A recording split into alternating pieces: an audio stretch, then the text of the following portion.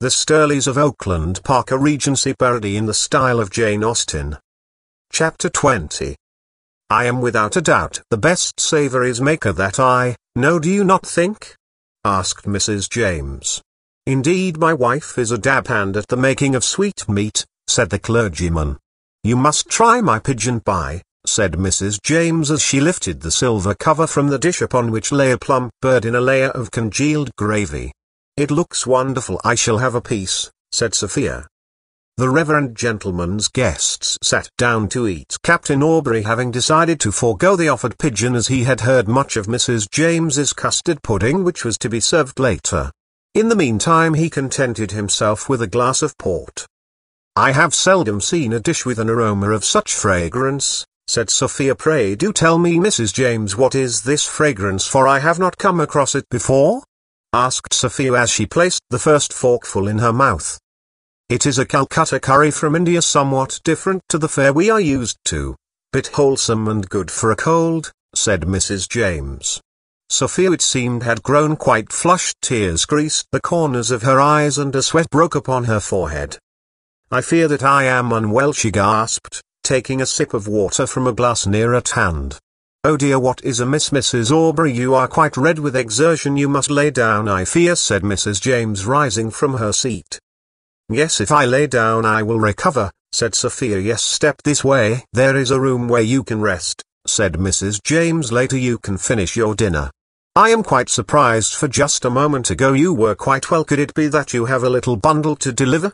Asked Mrs. James. For she was a woman wise to the world and knew that young women of Sophia's age did within a year after marriage bring forth bundles of joy.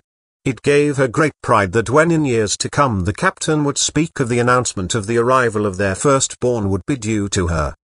The ladies having left the room, the two gentlemen were left quite alone with nothing much to say. The reverend gentleman eyed the plate upon which Sophia had been feasting and then looked knowingly towards the captain. I fear that the pigeon will be quite spoilt, said the clergyman. Captain Aubrey, perceiving that the older gentleman would show no mercy, knew where his duty lay. Saying bravely, well, there is nothing for it, I shall have to dispose of the bird, and moved Sophia's plate to his and begun to eat the dish. The first bit of the dish had but a small effect upon the brave seaman, for he had previously eaten curry while on active service in the Indies. However, he began to taste a certain discrepancy. It was at this moment that Mrs. James returned and took once more her seat. I trust the pigeon is to your liking? She inquired of the captain. Indeed, a fragrant dish, one of the best I have ever tasted, the captain gasped as a sweat began to break from his forehead. Pray, what is its construction? He asked of the woman. It must be soaked in the curry powder for a day and a half before certain other elements are added, then boiled in a soup of water and oil, replied the lady. This was indeed a surprise to the good Navy man, for he had never heard of the dish been prepared like this, and he knew his curries.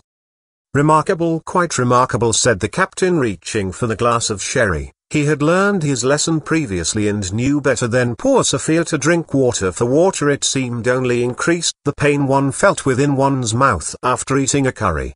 To the captain it seemed that the poor pigeon, having died, had been subjected to the cruelest of fates, having fallen into the hands of a woman who believed herself to be the best cook in the world. However, she was in fact a dangerous weapon indeed. If the good woman had ever been a cook in the armies of Wellington or the navy of Nelson, she would have been the most formidable weapon in Bonaparte's grand army. Nevertheless, to preserve the duty placed upon him by society, he continued to eat the poor bird, for it would have been considered most offensive if he had not. As the newest member of Sir Thomas's family, it was incumbent upon him that he make a good impression upon the clergyman and his wife, for the most reverend gentleman had always been most obliging to the Sterleys when called upon to be of service to the family. For it was well known that he had been instrumental of ridding Morton of the ghost of poor Lord John. To have in any way offended him in any way, even to the extent of his wife's efforts in the culinary field, would, it seemed, be an insult to the good people of Nuthering. Thus on he soldiered through the battlefield. That was the dish, much to the delight of the reverend gentleman's wife, who continued to make remarks and receive high praise from the brave captain. After the meal Sophia had quite recovered, while her brave husband refused the proffered custard pie, saying the curried pigeon was quite enough for him. Shortly thereafter the Aubreys took their leave of the clergyman and his wife, who stood upon the front step of the rectory enjoying the view as the coach made its departure. The good woman waving to Sophia remarked that what an excellent gentleman the captain was, and what good taste he had. For she had seen that he had indeed emptied the plate. It was a pity that he had not seen his way clear to a slice of custard pie. However, it was to be expected these naval sorts are seldom big eaters. This all said to her good husband, who, ever mindful of his wife's desire to impress upon their guests the skill with which she employed herself in the kitchen, made him smile.